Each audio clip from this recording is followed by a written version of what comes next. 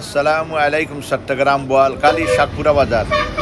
এই বাজারটি হচ্ছে সবচেয়ে জনপ্রিয় বাজার বোয়ালখালীর মধ্যে। দূর দূরান্ত থেকে এই বাজারে মানুষ বাজার করতে চলে আসে। বিশেষ করে বিয়ে বাড়ির বাজারের জন্য বিখ্যাত এই বাজার। সকাল 10টা থেকে রাত 11টা পর্যন্ত এই বাজার। বিশেষ করে এই বাজার রবিবার বুধবার সপ্তাহে দুদিন বসে।